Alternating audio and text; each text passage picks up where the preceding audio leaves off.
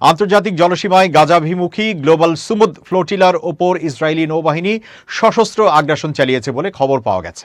গ্রিসের নিকটবর্তী আন্তর্জাতিক সমুদ্র সীমায় ইসরায়েলি কমান্ডোরা গাজায় মানবিক সহায়তা নিয়ে যাওয়া বেসামরিক জাহাজগুলোকে লক্ষ্য করে বন্দুক উঁচিয়ে হুমকি দিচ্ছে এবং আত্মসমর্পণের দাবি জানাচ্ছে। ৫৫টি দেশের নাগরিক ও মানবিক সহায়তা কর্মীদের জীবন বর্তমানে চরম ঝুঁকির মুখে রয়েছে। ফ্লোটিলার পক্ষ থেকে দেওয়া এক জরুরি বিবৃতিতে এই ঘটনাকে রাষ্ট্রীয় পৃষ্ঠপোষকতায় জলদস্যুতা হিসেবে আখ্যায়িত করা হয়েছে।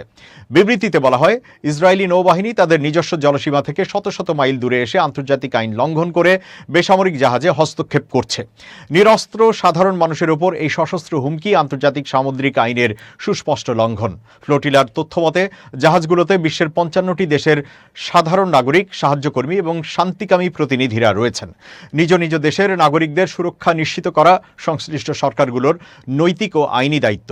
বিশেষ করে গ্রিস সংলগ্ন জলসীমায় এই ঘটনা ঘটায় গ্রিস সরকারকে দ্রুত কূটনৈতিক ও কার্যকর পদক্ষেপ নেওয়ার আহ্বান জানানো হয়েছে।